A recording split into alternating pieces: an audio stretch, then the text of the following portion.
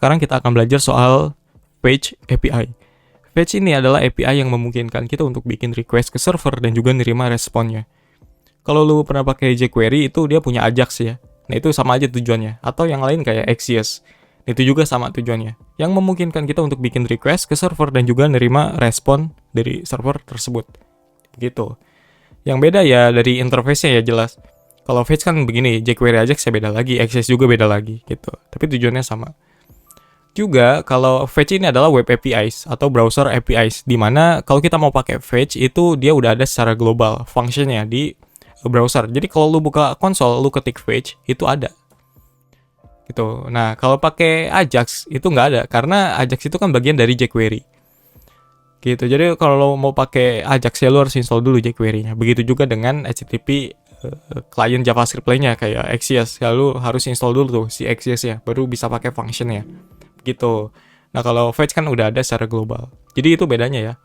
Kalau Fetch ini dia web APIs, kemudian jQuery Ajax, Axios dan yang semacamnya itu dia adalah library pihak ketiga, di mana lu harus install dulu ketika mau pakai. Selain Fetch itu ada juga XHR atau XML HTTP request. Ini sama-sama web APIs dan juga tujuannya sama untuk bikin request ke server juga. Yang beda ya ini klise yang bedanya. Kayak maksudnya fitur di XHR ada, kemudian di Fetch gak ada. Begitu juga di Fetch ada, tapi di XHR gak ada gitu. Jadi ya lu nggak perlu mendikotomi juga. Maksudnya apa lu suka Fetch kemudian nggak mau pakai ini gitu. Ya terserah itu sesuai kebutuhan aja. Contohnya kalau gue itu ketika mau monitoring progress di XHR itu bisa. Jadi lu bisa tahu gitu, bisa nge-track progressnya udah sampai mana request tersebut. Nah di Fetch itu terakhir gue cek itu belum ada. Jadi memang keduanya mungkin aja lu butuhin gitu. Fetch untuk simplicity-nya, kemudian di XHR ada fitur-fitur yang nggak ada di Fetch gitu. Tapi kalau gue males buat bikin nge-track progress, paling gue tampilin loading spinner kan, biasanya kan begitu. Kalau lagi request ke server tuh biasanya kan ada loading spinner. Nah, kalau begitu dong mau pakai Fetch juga bisa kan, gitu ya. Nah apa lagi ya? Kita kan akan belajar nih Fetch untuk bikin request ke server dan juga nerima responnya. Nah kita butuh server yang dimana kita jadiin target kan. Kita request ke server tersebut, kemudian kita terima responsnya. Nah itu kita akan pakai dari ini py.dev. Ini server yang bisa kita pakai untuk belajar Fetch. Jadi kita bisa nge-get request, kemudian kita bisa nge-post, put, patch, dan juga delete. Nah kita bisa nerima responnya, kemudian kita bisa debug gitu hasilnya. Gitu. Jadi hasilnya mau kita render ke DOM atau hanya sekadar console log gitu, ya nggak masalah. Intinya kita akan belajar soal Fetch. Juga Fetch ini selain sintaksnya yang simple kayak gini, juga ya dia nggak peduli ya. Maksudnya si format yang kita request ke server itu datanya formatnya apa. Mau JSON, mau plain text, mau yang lainnya atau binary bahkan itu bisa juga. Nah, makanya di sini ada metodenya .json. Jadi kita nggak perlu nge-parsing. Ya sebenarnya manual sih ketika kita panggil ini. Maksudnya kita nggak perlu pakai json.parse gitu. Nggak perlu. Jadi si Fetch itu udah punya metodenya. Jadi lebih clean aja sih sintaksnya kalau menurut gue. Gitu kan. Jadi kayak nge-flow banget gitu. Sangat kayak air sungai anjay. Ya simpelnya begitulah, enak banget sintaksnya. Kayak misalkan lu nge-request cuman teks biasa, ya respon.text gitu. Kemudian kalau misalkan datanya blob atau binary, pakai .blob gitu. Kemudian lu mau manipulasi atau apa, itu bisa juga. Gitu ya. Jadi nggak peduli dia servernya itu pakai atau servernya itu ngerespon data formatnya apa. Juga dia nggak peduli ya arsitekturnya apa. Kalau lu pakai REST API ya bisa juga. Kemudian pakai GraphQL juga bisa, atau pakai yang lebih lama lagi kayak SOAP gitu. Ya selama dia berbasis HTTP ya bisa jalan. Gitu. Oke, kita akan belajar soal Fetch sekarang. Nah, untuk belajarnya kita pakai code sandbox saja. Jadi gua nggak buka local environment yang biasa gua pakai di VS Code. Jadi kita pakai code sandbox. Jadi lu login dulu, bikin akun, terus masuk sini. Kemudian klik create sandbox di sini, new sandbox. Nah, di sini ada pilihannya banyak ya. Kalau lu belajar Fastify gitu, ya ada di sini ada Next.js, ada React, Vanilla dan lain sebagainya, banyak banget. kita akan pilih vanilla. Kalau nggak ada di sini ya cari aja di sini vanilla. Sini kita vanilla JavaScript, nggak TypeScript ya. Nanti kalau kita pakai TypeScript malah ngurusin type-nya. Jadi bukannya belajar Fetch malah belajar TypeScript bagian types-nya, itu jadi ribet. Kita akan klik yang vanilla, kemudian di sini kita akan coba ganti namanya. Jadi belajar JavaScript Fetch gitu. Nah, di sini tuh sebenarnya dia JavaScript pakai Parcel. Parcel ini semacam webpack lah gitu, modul bundler. Nah, jadi kita nggak perlu setup index HTML, kemudian JavaScript-nya diimport gitu, nggak perlu. Di sini dia udah otomatis. Jadi dia bakal ngebaca JavaScript atau nge-import file index.js yang ada di dalam folder src yang ini index.js. Jadi apapun yang kita ketik di sini, dia bakal langsung otomatis dibaca. Begitu. Ini udah jalan belum ya? Nah, jalan kan. Ini ada tulisan Hello Vanilla. Kenapa? Karena kita tulis HTML. Jadi kita nulis HTML ke dalam elemen app ini, .app. Nah, di sini ada elemen .app. Jadi kita inject pakai S. Kita inject string HTML ini atau template literal ke dalam elemen ini. Jadi itu basic aja ya, supaya lu nggak bingung gitu. Ini kode kok tiba-tiba muncul ini, padahal di HTML-nya kagak ada apa-apa kan, cuman ada satu div doang. Itu berasal dari sini. Kemudian dia ada fontnya, kan font defaultnya dari browser itu biasanya apa? Times New Roman ya, atau yang semacamnya, atau mungkin Ubuntu gitu. Nah, ini pakai kayak gini, bukan Times New Roman karena ada style.css ini. Nah, dia pakai sans serif gitu. Di sini di HTML-nya dia nggak diimport kan. Nah, dia diimportnya pakai di JavaScript maksudnya, sorry.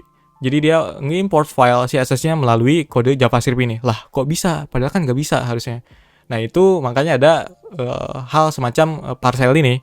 Jadi parcel yang memungkinkan kita untuk ngimport si file CSS-nya supaya diinjek ke dalam browser gitu.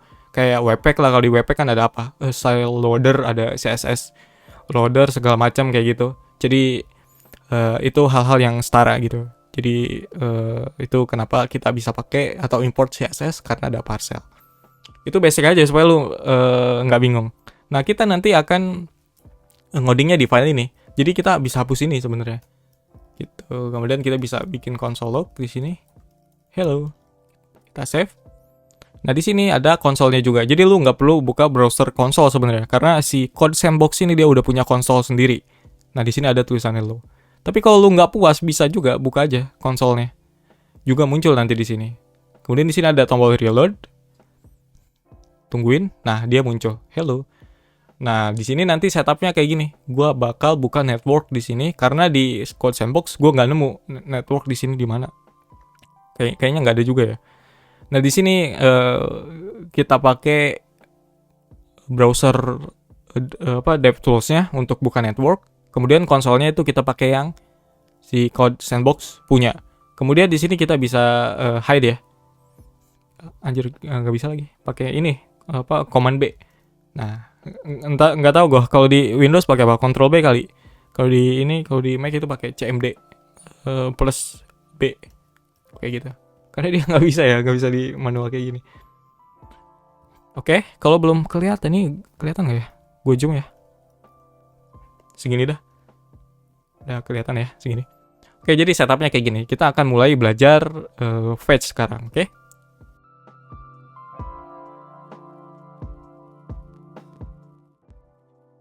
Sekarang kita akan belajar soal fetch first request. Jadi kita akan coba bikin request pertama kita ke server.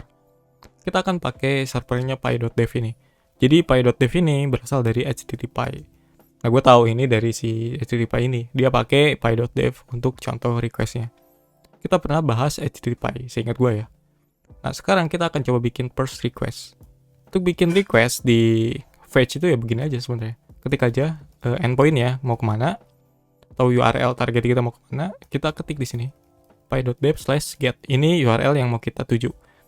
Nah, di sini kita udah berhasil bikin request. Nah, untuk supaya nggak bingung ya, kita ketik aja di sini py.dev. Nah, di sini ada ini request yang kita bikin py.dev/get. Nah, di sini ada respon bodinya. ada arguments, ada headers, ada origin, ada URL. Jadi ini respon body dari si py.dev atau dari endpoint ini. Gitu. Jadi isinya tuh debug doang, ada headers. Padahal kalau sebenarnya kita mau lihat request header yang kita bikin, itu ada di sini. Request header, ada juga respon header dari si py.dev, dimana yang direspon sama si py.dev. Jadi ulang-ulang kan. Nah, request headersnya itu yang kita kirim. Gitu. Tapi di sini ada juga, ini kebenaran aja memang si py.dev/get ini dia ngedebug isi dari request kita. Begitu ya. Ini supaya nggak bingung aja. Kok di sini ada headers juga? Enggak, di sini itu respon dari si py.dev gitu. Yang sebenarnya kita bisa lihat di sini juga. Gitu. Jadi kita request apa aja, dia debug di sini. Oke, itu request pertama kita. Tapi kan kita nggak ngecek di sini doang. Kita pengen tahu isinya tuh ada apa aja sih. Nah, jadi fetch ini isinya atau returnnya itu apa, kita bisa bikin variable, misalkan respon atau res saja ya. Kita bisa console log res, kita save. Di sini kita bisa lihat ada yang namanya promise. Jadi fetch ini dia returnnya adalah promise, dimana promise ini statusnya pending. Jadi kalau kita mau tahu isinya si promise ini apa gitu, atau respon dari request yang kita bikin ini apa, kita perlu nunggu promise-nya selesai. Jadi ini masih pending karena kan dia proses atau action asinkronus, dimana dia jalan di background. Nah, untuk tahu dia selesai atau belum, kita harus nunggu sampai si promise-nya selesai. Nah, ini belum selesai karena masih pending kan.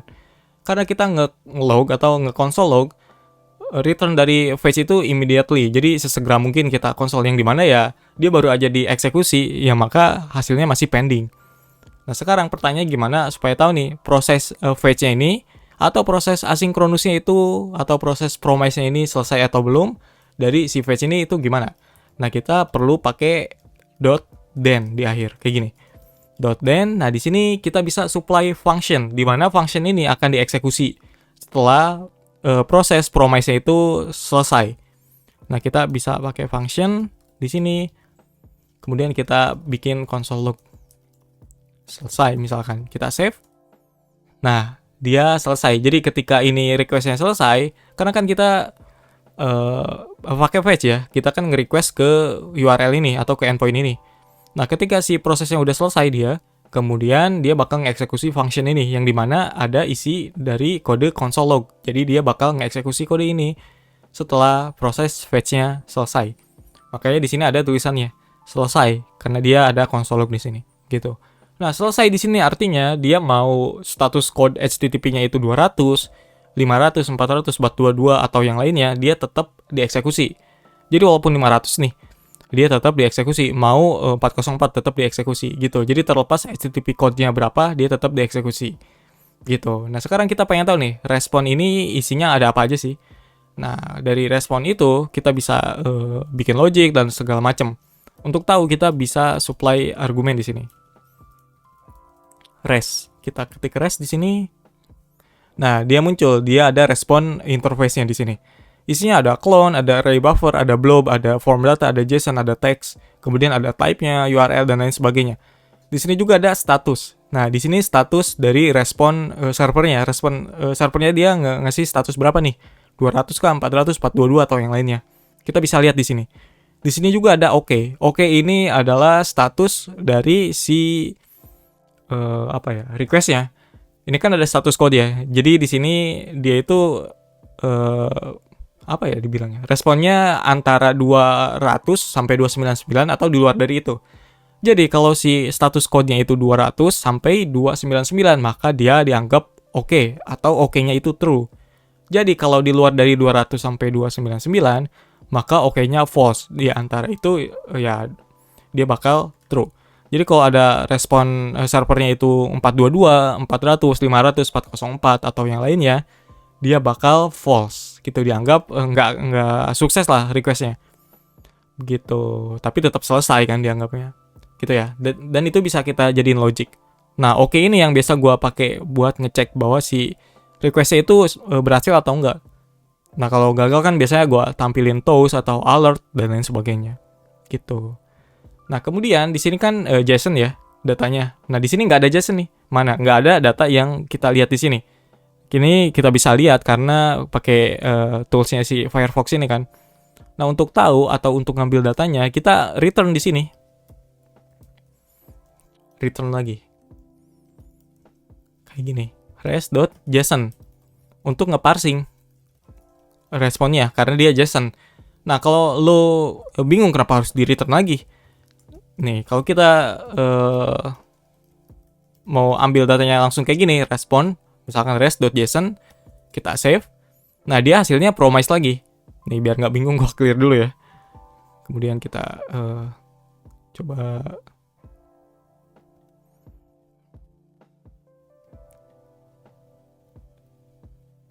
reload lagi. Nah, dia hasilnya promise juga. Jadi, res.json ini juga dia returnnya promise. Karena dia asinkronus, dia harus nunggu dulu proses parsing JSON-nya selesai, baru kita bisa ambil. Maka dari itu kita nggak bisa langsung kayak gini. Nah, itu kenapa kita perlu return. Di sini kita return. Kemudian gimana cara ngambil JSON-nya? Ya, kita then lagi di sini. Then, kemudian kita bikin function lagi. Kemudian di sini kita bisa ambil lagi responnya apa. Console log, res. Kita save. Nah, baru kita bisa ambil respon body dari py.dev/get, yaitu yang sama dengan ini. Begitu. Jadi pertama kita tunggu si request-nya itu selesai. Kemudian kan kita pengen ngambil respon bodinya. Karena dia JSON, ya udah kita pakai method.json untuk ngeparsing body responnya. Nah, karena respon atau res.json ini adalah proses asinkronus yang returnnya promise, jadi kita harus tunggu dulu dia selesai atau belum. Nah, untuk tahu dia udah selesai, maka kita kasih then lagi. Jadi ini kita bikin semacam chain atau cabang lah gitu, berantai lah gitu. Jadi pertama kita tunggu proses request-nya selesai, kemudian kita tunggu proses parsing-nya selesai. Begitu. Jadi ini cara kita bikin request dengan fetch di JavaScript. Jadi pertama kita bikin request, kemudian untuk ngambil datanya itu begini. Gitu, atau ngambil respon bodinya. Gitu ya. Nah, di sini kita bisa bikin logic juga. Misalkan si responnya gagal, ya kita bisa ngasih error. Kayak gini, misalkan if res.ok sama dengan false. Nah, kita bisa ngasih atau semacam throw a new error gitu. Gagal. Kita save. Nah, kemudian kita bisa bikin URL yang sembarangan buat ngetesnya gitu. Atau kita bisa tes di sini apa ya yang bikin gagal. Git 1 coba ada nggak ya dia? Apa nih? Nah, gagal dia, berhasil. Artinya, jadi kalau dia responnya nggak oke, kan di sini kita bisa lihat nih. Kita coba request ke py.dev/get1 yang dimana endpoint itu nggak ada dia. Nah, di sini not found. Not found dia statusnya 404. Jadi karena dia 404 kan dia oke-nya itu jadi false. Maka karena dia oke-nya false, dia akan nge-throw error gagal yang kita bisa lihat di sini. Gagal di sini. Kalau kita mau ganti juga bisa, misalkan console log request gagal. Nah, kita return-nya jadi sini supaya kodenya berhenti di sini aja. Nah, kemudian kita coba lagi. Di sini ada request gagal tuh. Kita reload. Nah, di sini ada request gagal. Makanya di sini muncul request gagalnya. Dan di sini kenapa gagal? Karena dia 404 not found. Nah, untuk kita tahu lagi, kita bisa console log lagi, res. Kita save. Isinya adalah ini. Statusnya 404, yang sebelumnya itu 200. Kemudian oke-nya juga true yang sebelumnya. Nah, sekarang dia oke-nya false karena dia di luar dari 200 sampai 299. Karena 404 kan. Nah, dia jadi oke false. Karena oke false di sini dia terpenuhi. Jadi kondisi ini adalah nilainya true. Maka true dia akan ngeksekusi kode yang di dalam curly braces ini. Gitu. Di sini ada console log. Jadi dia bakal ngeprint request gagal ketika oke false atau ketika requestnya error lah selain dari 200 sampai 299. Gitu ya. Ini request pertama kita nih. Nah, berikutnya kita akan coba bikin atau belajar soal fetch yang lainnya.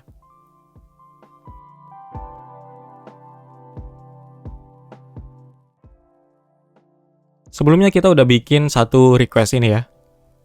Request pertama kita dengan fetch ke py.dev/get. Nah, untuk kita coba lagi, kita hapus lagi ya. Kita save. Sekarang kalau kita reload di sini, dia isinya respon body. Karena memang py.dev/get ini itu ada resource-nya. Kalau get 1, get 2, dan lain sebagainya yang nggak ada, dia bakal return-nya 404. Makanya dia bakal nge-log respon body ketimbang error request gagal ini. Karena dia nilainya jadi false. Karena res.ok ini, dia value-nya itu true, bukan false. Jadinya dia nggak dieksekusi nih. Gitu ya. Sekarang kita akan membedah fetch ini isinya ada apa aja.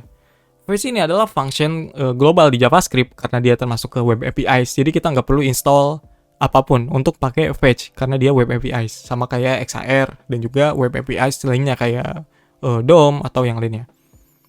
Nah, isi dari fetch ini yang pertama itu adalah input request-nya. Atau simpelnya ya kita mau nge-request kemana nih. Kemudian yang kedua itu init atau request init atau option lah simpelnya. Jadi option ini kita bisa supply segala macam kayak request header, method, dan lain sebagainya. Kita bisa lihat lebih lengkap di dokumentasi soal fetch API ini. Nah, di sini dia. Jadi ada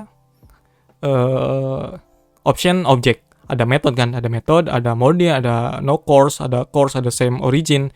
Kita bisa pakai property case, kemudian credential, headers, redirect, sampai ada body. Nah, yang sering kita pakai atau yang gue nggak pakai kita deh, karena kan beda-beda ya. Yang sering gue pakai ya cuman method, kemudian headers, kemudian body.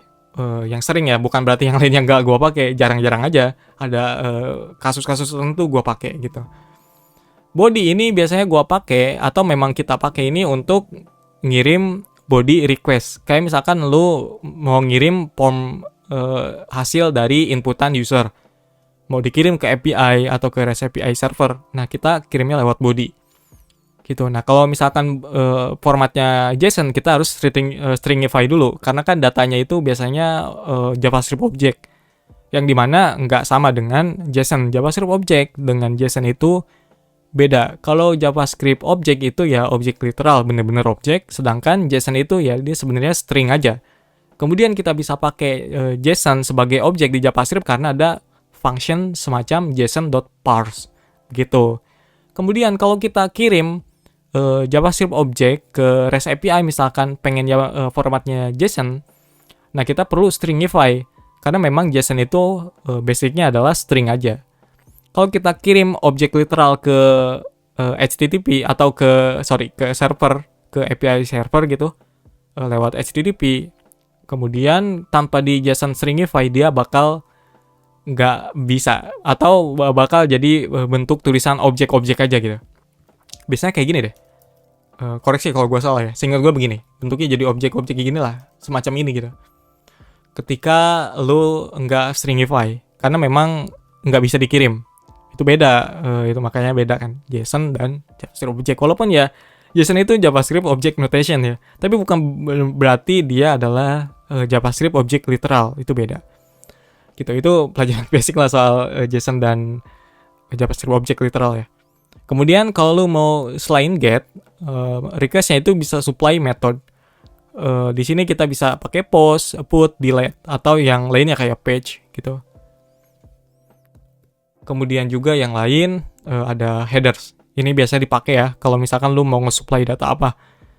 Selain JSON kayak URL encoded atau yang lainnya. Itu lu bisa juga headersnya. Lu taruh di sini. Atau mungkin authentication bisa juga ditaruh di sini kan, kayak authentication bearer tokennya apa, itu bisa juga di sini. Dan juga ada option lainnya. Jadi intinya fetch ini adalah function aja di JavaScript. Kemudian dia ngambil dua parameter. Yang pertama itu URL, yang kedua itu adalah option. Simpelnya gitu aja, walaupun dia punya istilah yang berbeda ya. Tapi simpelnya begitu. Jadi kita bisa ngasih argumen lain di sini, kayak option object ini atau bahasanya request init. Nah, kita misalkan mau method post. Kita kirim kayak gini nih. Kita coba save di sini. Request gagal. Kemudian kita cek di sini. Dia responnya adalah 405. Method not allow. Karena get ini khusus untuk HTTP verb get. Jadi nggak bisa pakai method post. Makanya dia method not allow. Respon statusnya adalah 405. 405 itu di luar dari 200 sampai 299. Maka dari itu request atau respon oke-nya, dia value-nya adalah false. Karena dia false, maka value atau hasil kondisi ini adalah true. Maka dari itu konsol log ini dieksekusi. Gitu, karena termasuk request-nya itu gagal. Gitu, nggak sesuai dengan oke, true, atau nggak 200 lah, antara 200 sampai 299 gitu, karena dia method not allow. Karena untuk ngehandle request post dari py.dev ini, dia harus ke /post. Kita save. Nah, baru dia muncul. Di sini ada responnya. Ups, ini yang tadi, yang ini nih. Nah, baru ada di sini isinya. Ada arguments, ada data, ada files, form, headers, JSON, dan lain sebagainya. Gitu. Jadi ini untuk bikin request post contohnya pakai metode post. Kemudian untuk supply header juga bisa di sini. Headers, misalkan lu mau ngirim authentication. Misalkan bearer ya type-nya. Bearer tokennya kan biasanya random banget. Kayak gini misalkan. Kita save. Nah, lu bisa cek di sini yang terakhir bagian headers. Di sini ada request headers-nya. Ada authentication bearer bla bla bla bla. Ini yang sesuai gua input tadi kan. Yang ini nih. Gitu, jadi lu bisa supply headers atau lu bisa ganti content type-nya. Content type. Jadi application JSON. Kita save. Kemudian kita cek di sini. Ada application JSON atau jadi plain text. Ada juga jadi plain text dia. Atau kalau HTML itu apa ya? HTML MIME type text HTML dia. Misalkan HTML text HTML. Kemudian kita cek di sini jadi text HTML. Jadi content type ini ngasih informasi ke si server bahwa dia harus ngehandle body request kita itu kayak gimana. Entah itu JSON atau dia plain text atau HTML atau apa. Harus dikasih tahu di sini. Gitu. Di sini kan kita bisa cek juga ada content type application JSON contohnya. Gitu. Yang lainnya ya lu bisa coba-coba, tapi di sini kita bahas yang sering kita pakai dulu gitu. Kemudian untuk supply apa sih tadi? Body ya. Jadi lupa gue. Untuk supply body di sini kita bisa pakai json.stringify. Bodinya apa misalkan field 1 atau name deh. Name novel. Misalkan age 12. Kita save. Kemudian kita cek di sini. Kita bisa lihat di responnya. Di sini ada data yang kita supply. Data name novel age-nya 12. Ini data raw-nya. Karena kan kita ngirim JSON. JSON itu yang gua bilang sebelumnya itu adalah string aja sebenarnya. Makanya di sini dia di print-nya sebagai string. Nah, JSON aslinya atau apa ya? Enak nggak disebutnya JSON literal gitu? Atau JSON yang udah di parsing-nya itu jadinya kayak gini. Jadi objek kan.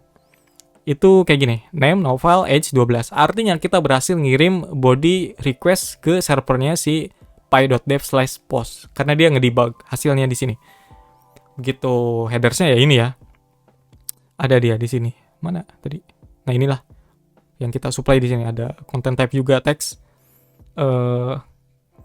Mana? Nah, ini text HTML walaupun nggak sesuai ya. Berarti ini canggih juga padahal kita nge-supply-nya text HTML. Karena yang aslinya ya kita hapus aja nih. Yang aslinya tuh ini content type mana? Content type. Nah, ini text plain dia. Nah, di sini kita bisa supply content type application JSON. Kita save. Kita bisa lihat di sini. Nah, dia jadi content type application JSON gitu. Jadi supaya si server itu tahu cara handle-nya kayak gimana. Nah, kebenaran mungkin ini canggih juga dia langsung tahu gitu. Tapi best practice-nya kan begitu. Kita harus sesuaiin apa yang kita kirim dengan si headernya. Itu contohnya ya. Jadi fetch itu adalah global function karena dia web API. Kemudian dia ngambil 2 argumen. Yang pertama itu input itu URL-nya, kita mau bikin request kemana. Kemudian yang kedua itu option. Option itu yang ngasih informasi lebih. Request-nya itu apa aja gitu. Informasinya kayak header, ada method, ada body, kemudian ada course, ada cache. Kemudian yang lainnya, ada juga redirect dan lain sebagainya ya. Gitu. Tapi yang sering kita pakai itu kan gini doang. Kecuali ada kasus-kasus khusus gitu yang perlu option yang lain kayak misalkan course atau bahkan kredensial. Kita mau ngirim cookie atau data kredensial lainnya ke server atau enggak. Defaultnya dia same origin. Dia ngirim kalau misalkan originnya sama aja. Gitu. Kalau misalkan beda atau cross origin, kita perlu pakai include misalkan. Atau kita nggak mau ngirim kredensial sama sekali. Kita pakai omit. Gitu. Tapi defaultnya same origin. Gitu ya. Jadi itu apa yang ada di dalam fetch, atau fetch itu dia ngambil argumen apa aja.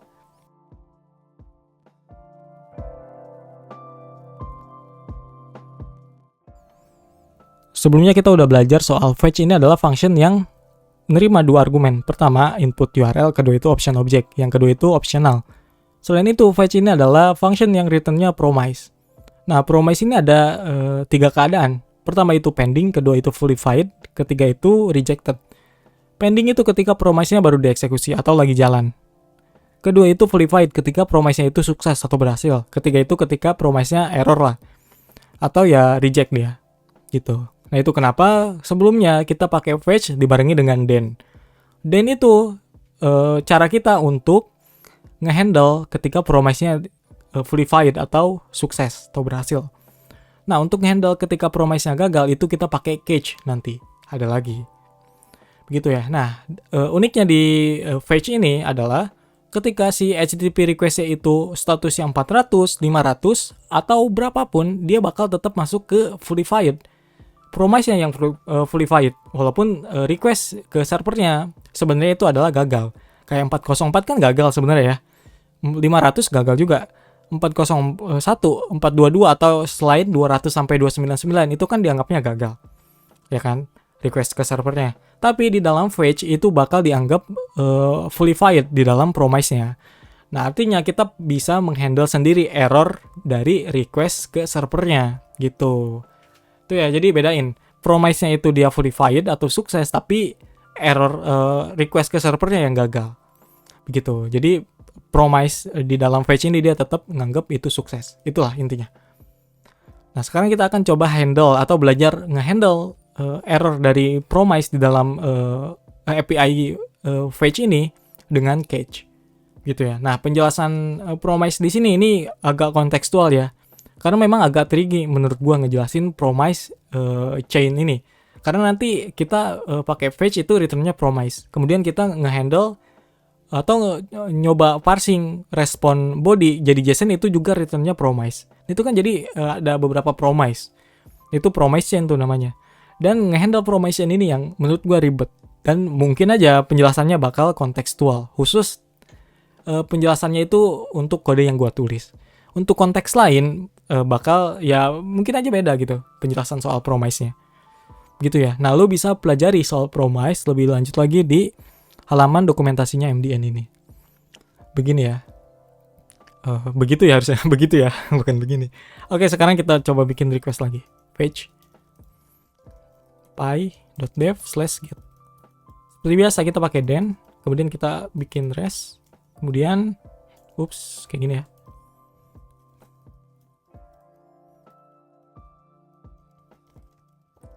JSON, then lagi res, kemudian console log. Gini. Oke, ini berhasil. Standar aja ya. Ini yang kita lakukan sebelumnya. Nggak ada yang aneh di sini. Ketika dia berhasil, maka dia akan nge-log respon body.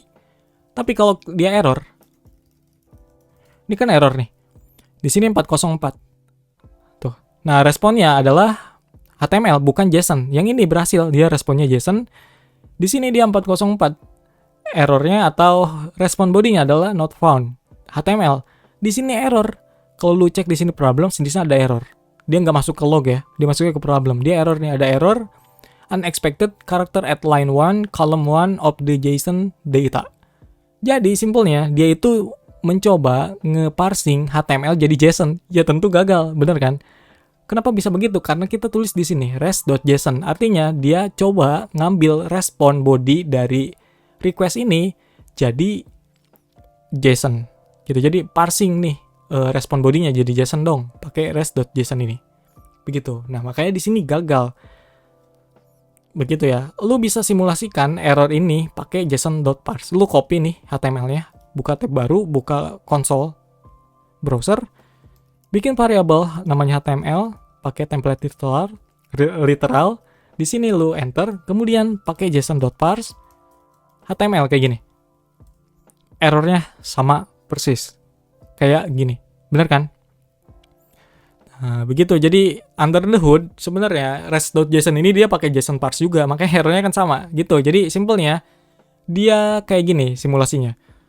Mencoba ngeparsing data HTML ini jadi JSON. Coba kalau diganti jadi kode JSON, misalkan JSON nih. Jadi kayak gini. JSON kan kayak gini ya, simpelnya nih. Gini aja nih. Kemudian lu pakai JSON parse. Berhasil dia, nggak error. Itu karena dia ngeparsing data JSON string yang benar gitu. Jadi itu errornya. Kenapa? Karena dia nyobain nge-parsing data HTML jadi JSON. Karena ini ulahnya. Gitu. Nah, kita perlu nge-catch error itu. Kita pakai catch di sini. Function. Kemudian kita bisa tampilin console log. Error bang. Kita save. Dia nggak muncul lagi di problem, tapi munculnya di console. Karena kita udah handle pakai catch. Gitu. Kalau kita cek di browser console juga, dia udah ada error bang kayak gini. Karena kita udah handle di sini. Gitu ya. Jadi perlu gua ingetin di sini, dalam konteks ini yang kita tulis kodenya, catch ini dia ngehandle error dari den. Dari promise yang ini. Promise yang mana? Promise-nya yang ini, res.json ini return-nya adalah promise. Lu bisa cek si ini, itu benar-benar promise pakai cara nge-log. Kita save. Nah, benar kan dia promise pending. Artinya res.json itu adalah return-nya promise. Dia belum selesai, makanya dia return res.json dibarengi dengan den lagi. Artinya, ketika proses promise ini berhasil atau sukses, dia bakal nge-eksekusi function yang ada di dalam den yang kedua. Begitu. Nah, catch ini, dia akan nge-handle error dari promise yang ini. Gitu ya, jadi beda ini. Fetch-nya berhasil. Kenapa berhasil? Atau fullified. Kenapa fullified? Karena dia berhasil nge-eksekusi function dari den yang pertama ini. Itu pertama tuh, harus diingat. Kedua, dia nge-return respon.json yang dimana ini promise juga. Nah, proses promise-nya dia ada error karena nyobain nge-parsing data HTML jadi JSON. Error tuh. Karena dia error, maka dia bakal nge-handle atau nge-eksekusi function yang ada di dalam catch. Yang ini. Begitu. Nah, di sini nggak dieksekusi. Kalau lu reload, dia nggak ada tuh. Yang dieksekusi ini doang, nggak ada ini. Karena memang gagal, karena error dia. Jadi promise yang ini rejected. Promise dari return-nya fetch ini dia fullified. Promise dari respon JSON ini dia rejected. Nah, dihandle oleh catch yang ini. Nah, ini yang gua nggak suka dari promise ini memang agak tricky-nya kayak gini. Apalagi kalau promise-nya ada lagi. Misalkan lu bikin beberapa request saling berhubungan. Nah, itu yang paling ribet untuk nge-handle promise chaining-nya. Itulah gue prefer pakai cara lain. Nah, cara lain dari nge-handle promise itu pakai async await. Nah, itu yang akan kita pelajari berikutnya. Nah, kita coba pahami dulu soal cara yang paling basicnya dari nge-handle promise di fetch ini pakai den dan juga catch. Begitu ya. Nah, selain itu, lu bisa nge-handle errornya di sini. Tapi yang tadi ngerti ya. Gue juga gak bisa nanya ya. Lu juga gak bisa bilang udah ngerti bang gitu.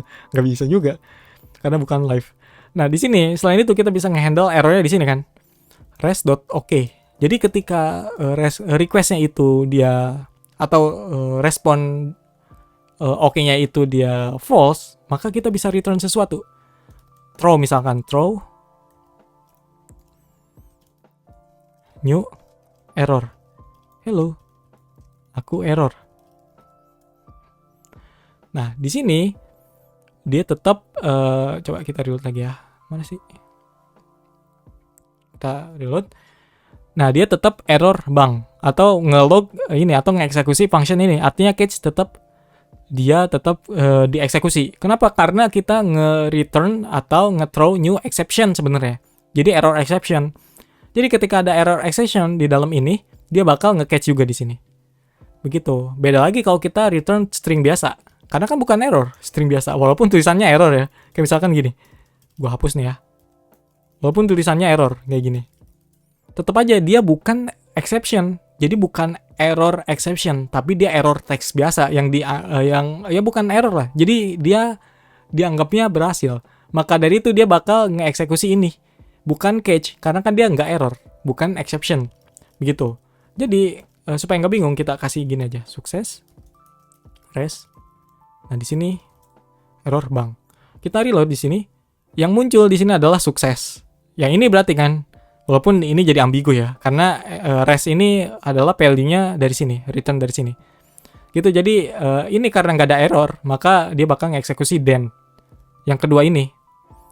Gitu. Kemudian kalau dia error atau ada exception, dia bakal nge-eksekusi catch-nya. Atau catch ini akan nge-eksekusi function yang di dalamnya. Begitu, makanya ini agak kontekstualnya kenapa? Karena ketika promise chain-nya ini beda lagi, ya mungkin catch-nya bakal nge-handle error yang lain. Nah itu yang gue khawatirkan nanti kalau gue jelasin ini secara general kan nanti lu bingung juga, kok ini catch-nya beda lagi nih nge-handle-nya gitu. Makanya gue sebut tadi, ini penjelasannya kontekstual juga karena sesuai dengan promise chain-nya yang ini. Nah bisa tahu kenapa catch ini nge-handle error yang ini. Nah gimana nih kita taunya? Lu bisa hapus aja nih. Kalau lu hapus ini tetap sukses kan? Nah ini nggak error nih. Artinya berarti fetch ini dia promise-nya fully valid. Dia sukses, nggak error. Makanya dia nggak ngeksekusi catch yang ini. Dia ngeksekusinya then. Karena dia berhasil. Kalau kita balikin. Nih kita balikin lagi. Kita hapus, kita save. Nah dia ngeksekusi catch yang ini. Karena di sini ada error. Itu, jadi yang pertama dia berhasil. Kenapa berhasil? Karena dia memang fully valid promise-nya. Kemudian kenapa kita tahu nih dia berhasil? Karena dia ngeeksekusi then yang pertama ini. Kenapa dia bisa ngeeksekusi then yang pertama? Kan dia berhasil. Kemudian gimana kita taunya? Karena di sini dia nyoba res.json atau dia ngeeksekusi function yang ini. Gitu. Jadi supaya nggak bingung ya, dia errornya itu dari mana? Karena kita tadi hapus ini, dia berhasil. Kemudian kita taruh kode ini, dia jadi nge-catch ke sini. Karena promise yang ini berhasil, karena dia nge-eksekusi then yang ini. Kemudian promise yang ini, dia ada error. Makanya dia nge-eksekusi catch yang ini, dia nggak nge-eksekusi ini. Gitu. Nah sekarang, kalau kita balikin lagi, kalau kita balikin lagi, kita save. Nah dia ada respon bodinya. Artinya dia nggak error lagi. Karena dia mencoba memparsing respon body jadi JSON. Yang dimana memang JSON beneran, bukan lagi HTML. Lu bisa cek di sini. Dia adalah respon JSON. Bukan HTML. Makanya dia berhasil. Gitu ya. Nah kalau misalkan kita balikin lagi, dia bakal error. Di sini sebenarnya kita bisa nerima parameter lagi di sini error. Walaupun ya di sini kosong ya, karena memang dia exception errornya, gitu. Jadi dia bakal nge-throw error di lu kayak gini. Kalau misalkan lu handle errornya pakai cara lain ya bisa aja nanti error parameter ini value-nya beda lagi. Tapi intinya catch ini untuk nge-handle error dalam konteks ini, gitu ya. Oke, agak pusing nggak sampai sini. Nah, untuk berikutnya kita akan coba ngehandle atau nulis fetch-nya itu dengan cara async await, yang dimana menurut gua atau preferensi gua itu lebih enak dibaca lah, lebih flow aja gitu, nge-flow aja gitu codingnya. Walaupun secara performance itu sama aja. Jadi nggak pakai async await misalkan lebih cepet gitu. pakai then lebih lambat, atau pakai then lebih cepat, pakai accentuate lebih lambat atau lebih cepat. Pokoknya nggak ada ngaruhnya lah. Itu ke coding style aja. Lu bisa cari deh resource-nya soal accentuate versus then. Gitu. Jadi itu soal coding style aja, yang dimana preferensi gue lebih enak pakai accentuate gitu, lebih enak aja gitu. Oke ya.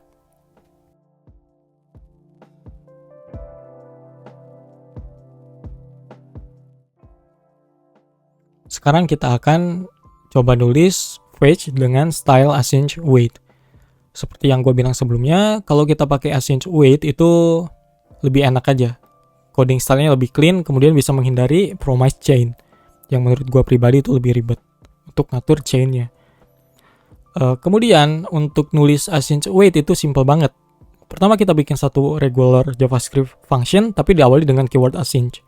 Kemudian untuk eksekusi function yang return-nya promise itu diawali dengan await.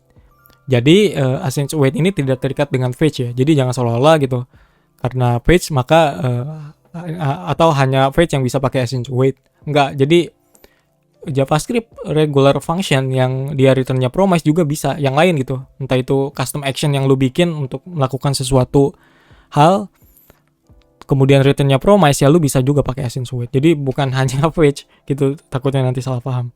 Begitu ya.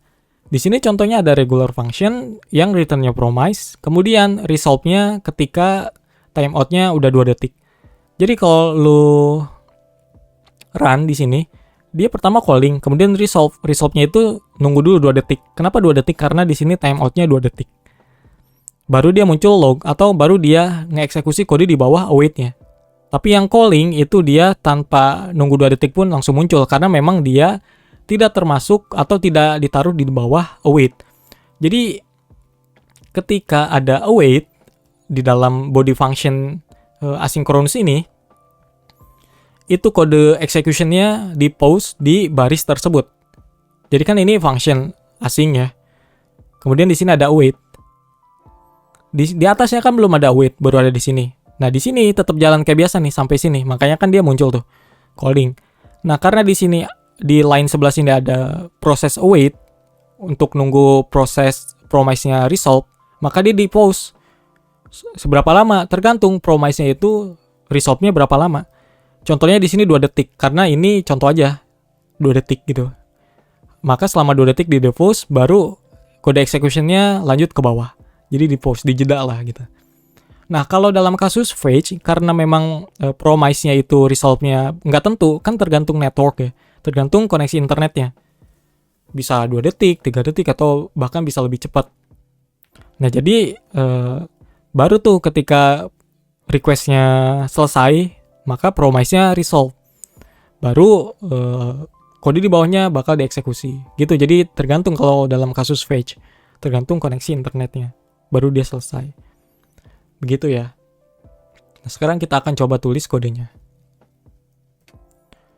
Pertama kita bikin function data fetch misalkan ya.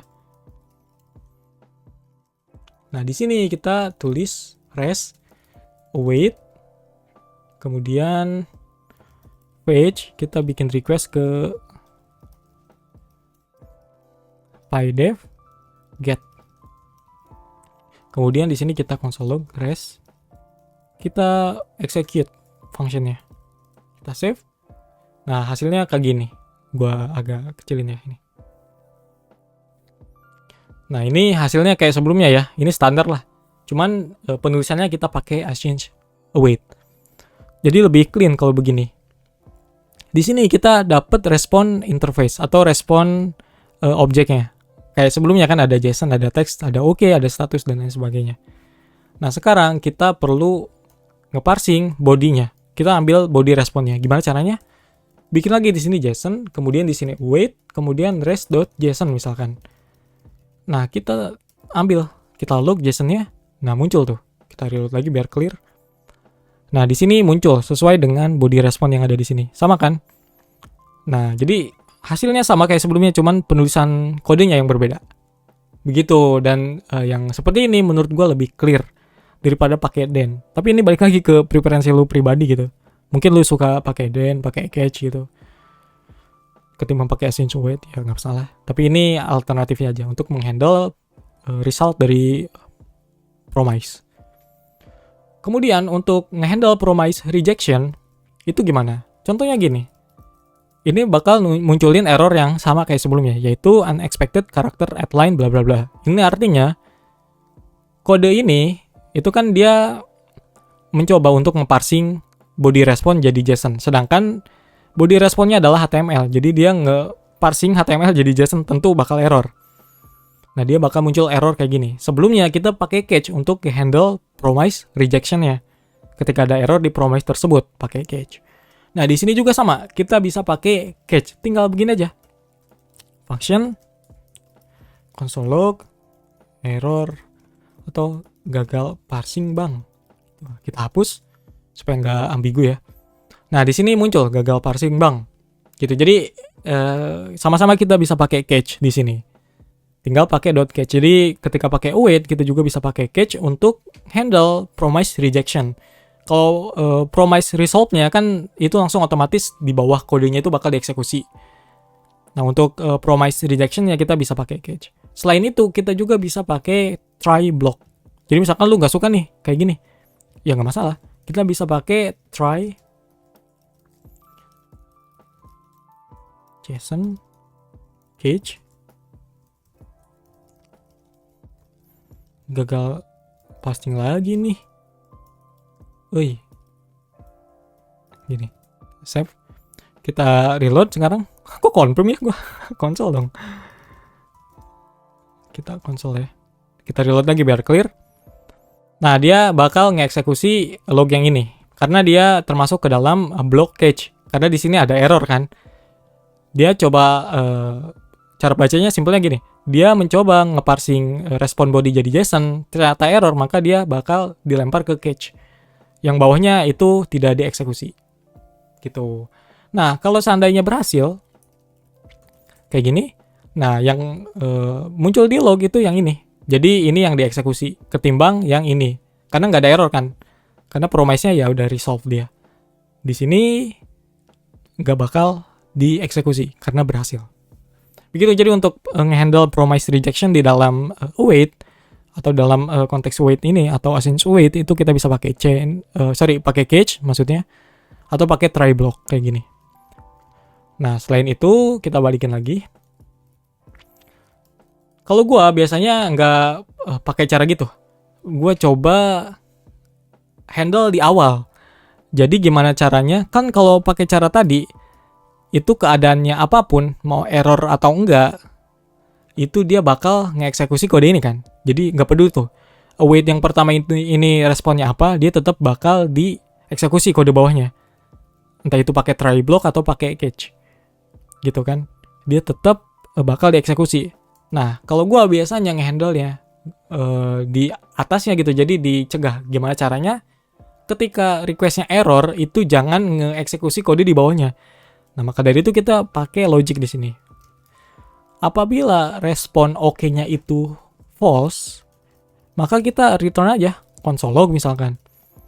Ya, request gagal, kan kayak gini. Kita save. Nah, di sini ada respon bodinya karena berhasil. Artinya OK-nya tidak false dia, tapi true. Tapi kalau kita kasih 1 2 3 4 di sini. Nah, kita reload lagi.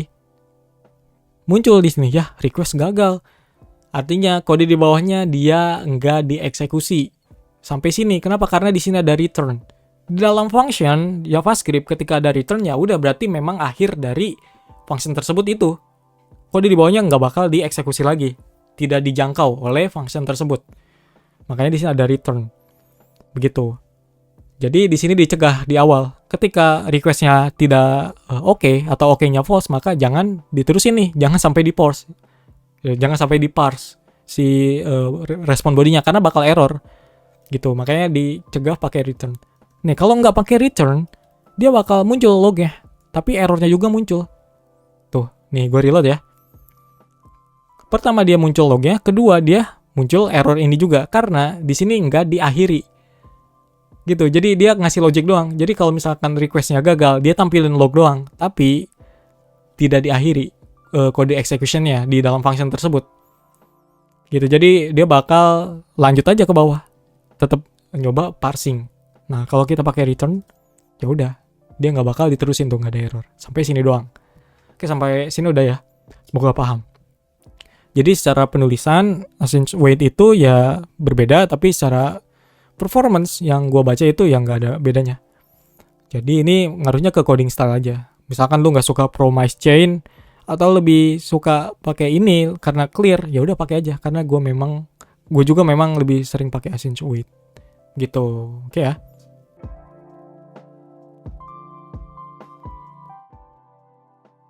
Sekarang kita akan coba bikin form, kemudian submit datanya pakai fetch. Sebelumnya kita udah pernah coba kirim data ke server pakai fetch ya. Di bagian fetch option kan ada body tuh.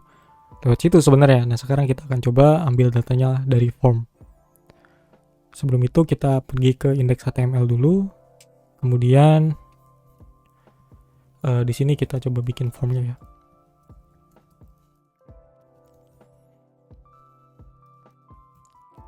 Input text, kemudian name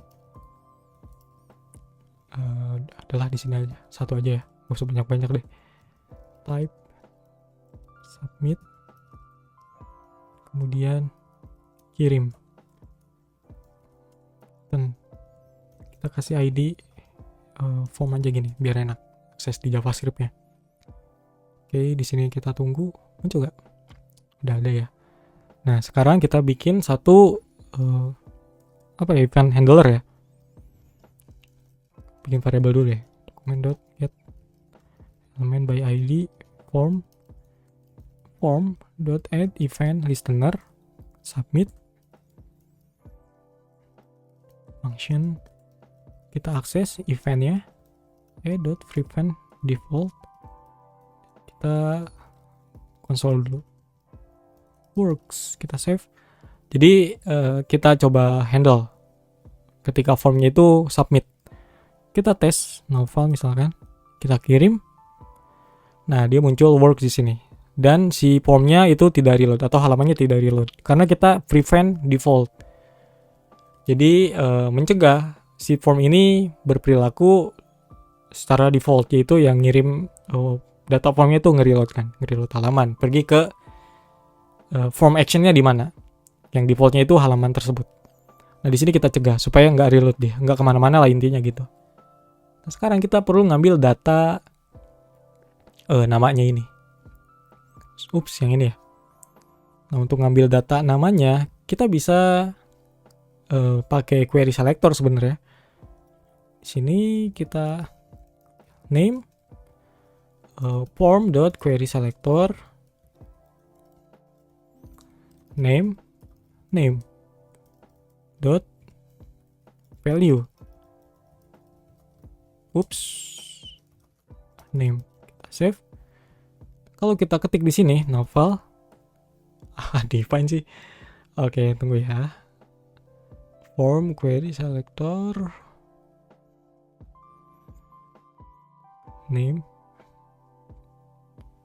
Salah, harusnya value ini, kenapa autocomplete-nya ke situ ya? Gue kira value bener. Novel kita kirim. Ya, dia nge-reload bentar. Kita klik lagi ya. Nah, muncul.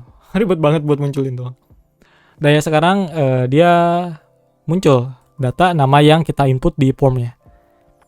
Jadi kita nyari elemen input atau nyari elemen apapun, bukan input doang sih. Nyari elemen apapun yang punya atribut nama dengan value name. Nah, kemudian kita akses value-nya. Nah, value-nya yaitu novel di sini kan. Kemudian kita log hasil value-nya.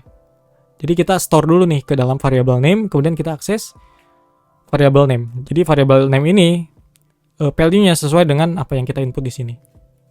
Begitu. Nah, sekarang kita bikin fetch-nya. Fetch. Jangan di sini deh, kita bikin function terpisah ya. Kita bikin send to server misalkan. Nah, di sini name-nya. Kita bikin satu function. Kemudian di sini async ya, jangan lupa ya, async send to server. Di sini name atau data aja deh, body aja.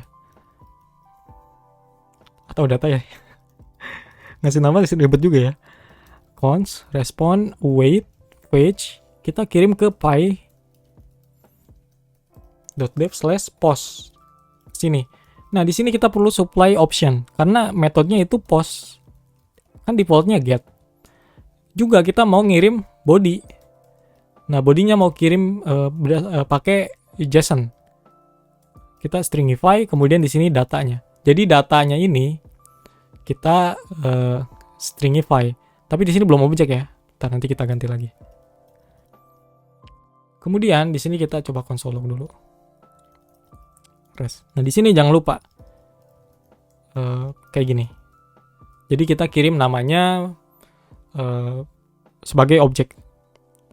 Sama aja kayak gini jadinya, name kayak gini. Cuman supaya jadi pendek, karena key-nya ini name, kemudian nama variabelnya sama-sama name, kita bisa singkat jadi begini. Gitu. Nah, sekarang kita bisa coba. Nah, di sini ketik no file, kemudian kita kirim. Nah, di sini muncul berhasil dia. Ada data yang kita kirim di dalam field JSON. Ada name, no file. Di sini respon object atau respon interface yang bisa kita akses. Nah, di sini kita bisa ya bikin apa gitu. Misalkan ketika error atau ketika HTTP error, kita bisa kasih logic apa, nampilin message apa gitu di bawahnya. Tapi di sini kita udah berhasil ngirim datanya. Jadi seperti ini aja. Nah, sekarang kita bisa bikin satu div atau paragraf deh.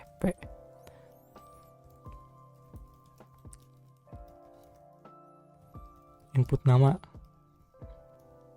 Nah, di sini kita kasih ID output. Kita bikin variabel lagi. Kita copy aja ya. Put. Nah, di sini kita mau nampilin hasil output atau hasil dari body response-nya ke dalam output. Output.inner HTML. Kemudian apa ya? Jangan objek, teks aja, teks. Jadiin teks. Iya betul. Tapi gua jadi mikir. Atau response, result aja deh, result.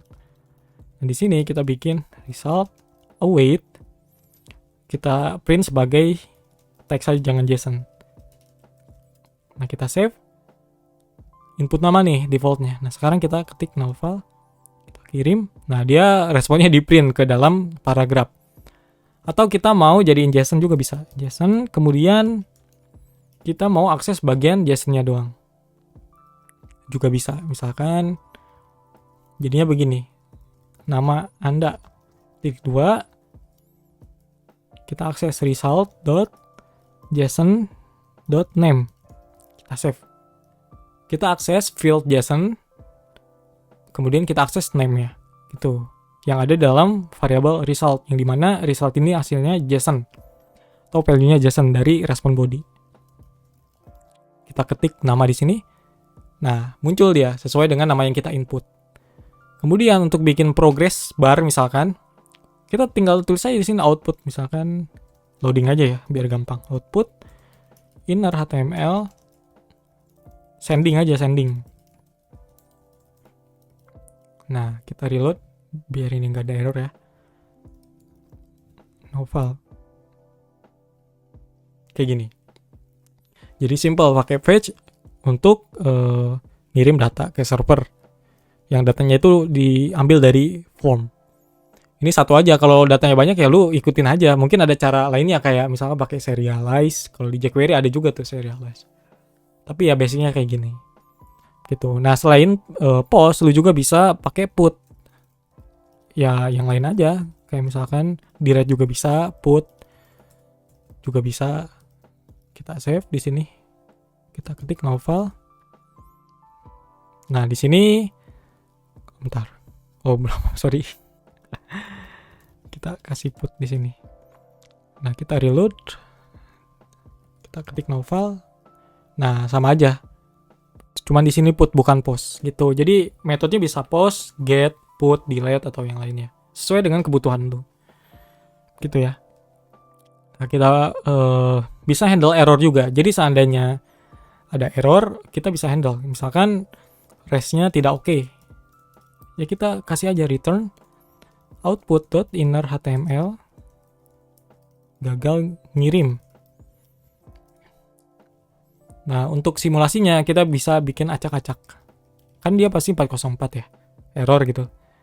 Nah, di sini kita ketik nama novel, kemudian kita kirim. Nah, mana nih? Put. Apa nih errornya?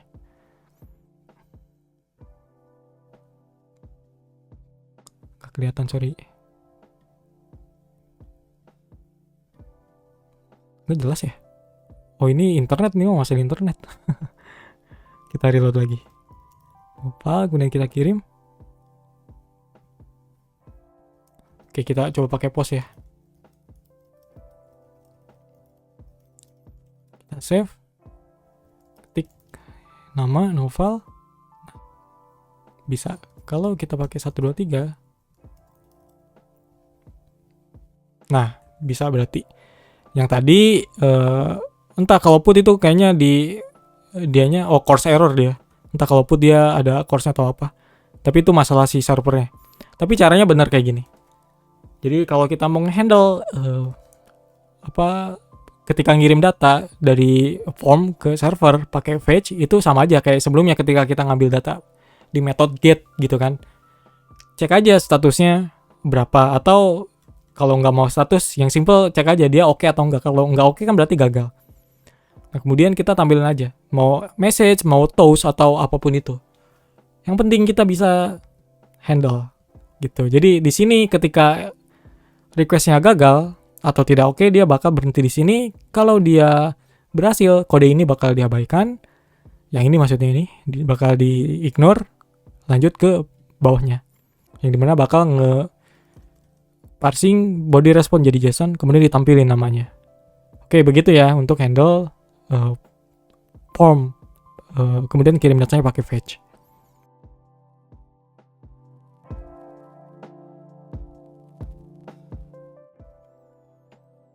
Sekarang kita mau bikin upload file ya.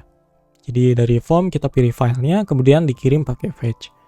Nah, kalau di HTML ketika kita mau bikin upload form, itu di atribut formnya perlu dikasih env type.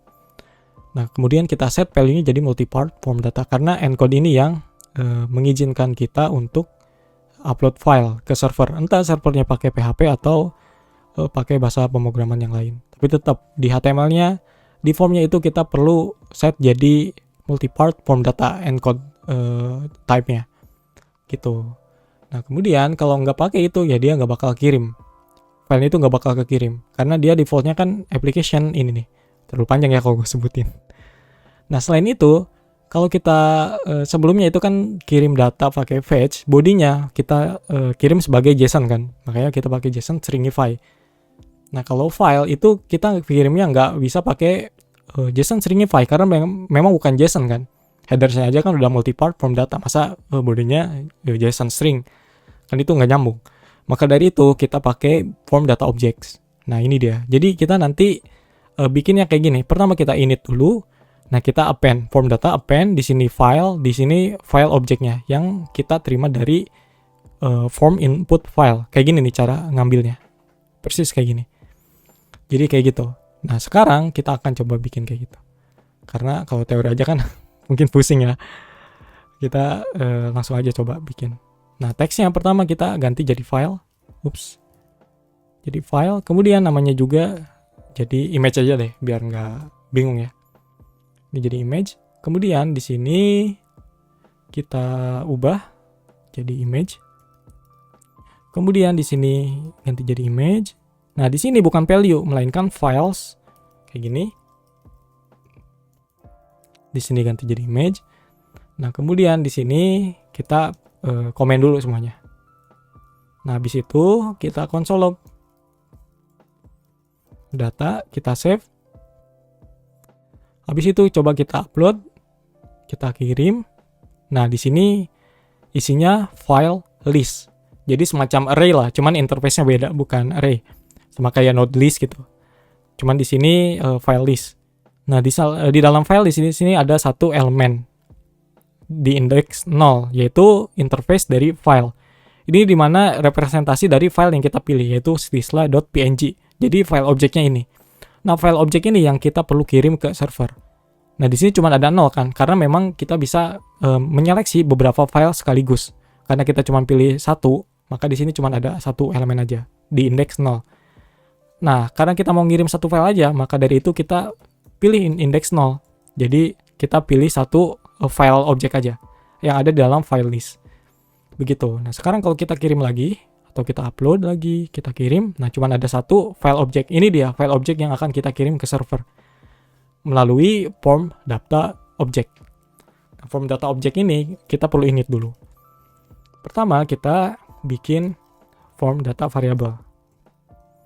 New form data. Nah, kayak gini. Ini kita initial form data objeknya. Kita perlu ngeset data ke dalam form data object yang baru kita init. Pakai append. Kita mau ngirim apa nih?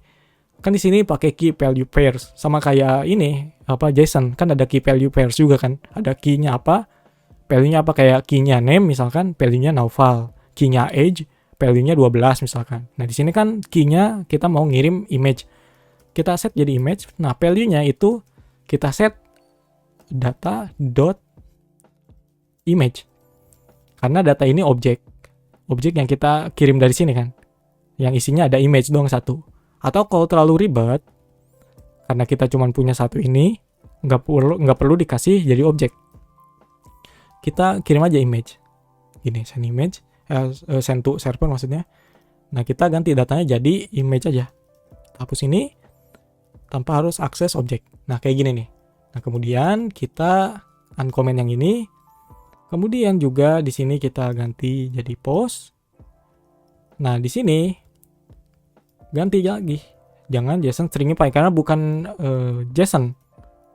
Dia form data. Langsung aja form data. Nah, seperti gua bilang, kita perlu menyesuaikan body request dengan header-nya. Header content type-nya. Supaya tahu server itu kita ngirim apa. Nah, kemudian kita bisa set sebenarnya di sini lewat headers kan. Kayak gini nih. Content type multi-part form data. Tapi kalau dia bodinya itu form data objects, kita nggak perlu set manual. Kalau di set manual malah dia nggak bakal ngirim, karena dia bakal di set otomatis oleh si browsernya nanti. Multi-part form data, kemudian ada content disposition lah atau apa gitu, gue lupa. Nah, jadi kita nggak perlu set manual. Di sini kita biarin aja. Jadi tinggal begini, method post body langsung kirim form data objeknya. Di sini ada satu data image, kemudian image-nya ini ngambil dari sini, yang dimana ini ngambil dari variable ini ngambil dari sesuai dengan form input file. Kita ngambil data objeknya. Nah, sekarang kita uncomment ini dan juga uncomment ini, kita console log dulu aja resultnya. Kemudian kita save. Nah, sekarang kita upload lagi Stisla, kita kirim. Nah, di sini statusnya 200. Kalau kita cek di sini, content type-nya mana? Nah, content type-nya kan tetap multi-part form data, artinya boundary ya, bukan content disposition, sorry. Content type-nya multi-part form data karena dia menyesuaikan dengan body request yang kita set di sini, yaitu instance dari form data objects. Bukan JSON stringify ya. Di sini form data objects. Jadi dia menyesuaikan content type, multi-part form data, kemudian ada boundary-nya. Gini, karena kalau kita set manual, kayak tadi gue bilang, itu malah nanti filenya gagal dikirim, atau mungkin ada masalah lain gitu. Yang pasti di sini kita udah berhasil. Kemudian request-nya kayak gini. Ini dia request, contoh request form data. Di sini ada content disposition, kemudian ada name image, kemudian file name-nya ini, kemudian ini content-nya. Content type-nya apa? Image, PNG, ini MIME type-nya. Ini content-nya, isi content dari file PNG yang kita upload. Gitu, yang dimana kalau kita upload sebagai JSON ini bakal berabe dan juga yang nggak bisa ya. Atau kalau mau sebagai JSON kita perlu base 64 encode dulu si filenya supaya jadi kode base64 baru kita bisa upload. Tapi itu masalah lain lah. Kita jangan terlalu panjang bahas ke sana.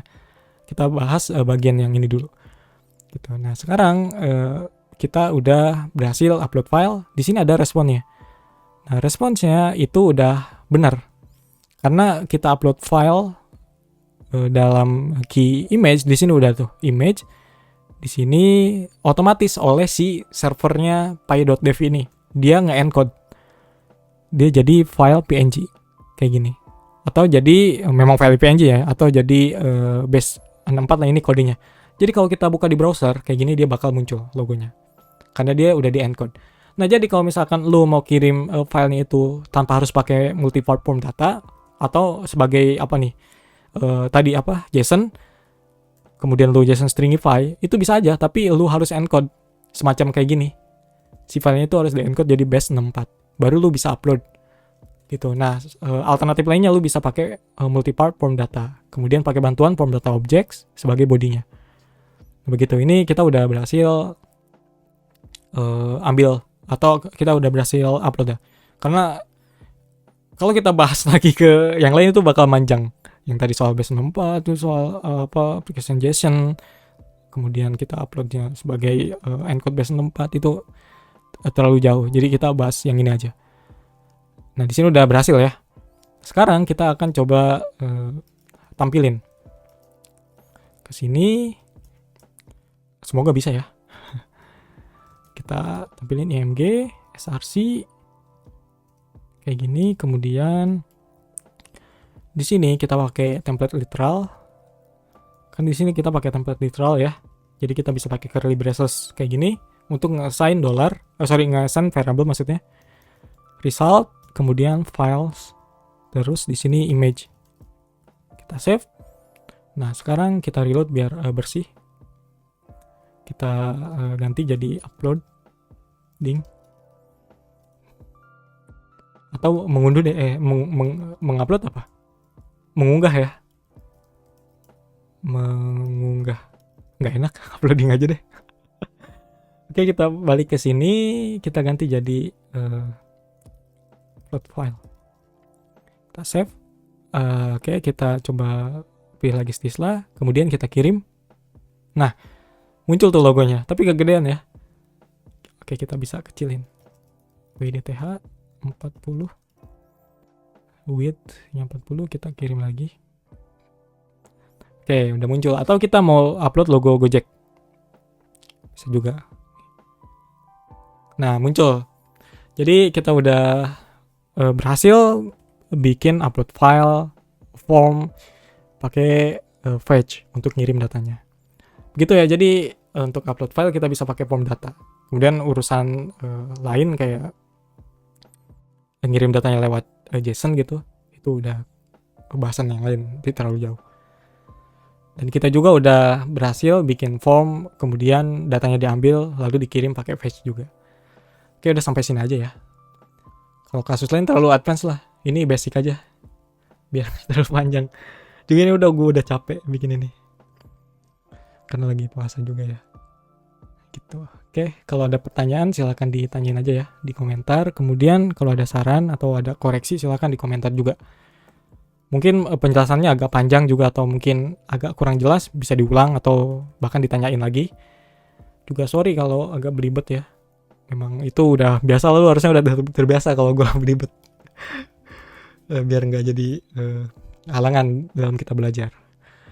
Mungkin berikutnya kita akan bahas yang lain ya. Masih banyak juga kayak apa ya, Just10 itu gue belum bahas. Kan kemarin udah bahas React Context, itu Just10 belum tuh, banyak request juga. Terus juga gue pengen bahas Laravel ya, baru rilis kemarin versi 9. Juga nggak tahu kenapa Laravel 9 dia dihapus status LTS-nya. Padahal dia awalnya LTS, kemudian dihapus LTS-nya karena core symphony-nya atau apa gitu. Dia berubah ininya. Apa keputusannya jadi dihapus. Itu agak pertimbangan juga. Kemudian juga masih banyak lah apa yang perlu kita bahas gitu. Karena kan belajar itu nggak mungkin berhenti kita belajar. Kita harus belajar terus sampai mati. Itu aja ya. Terima kasih semuanya. Sampai jumpa di video-video berikutnya. Bye.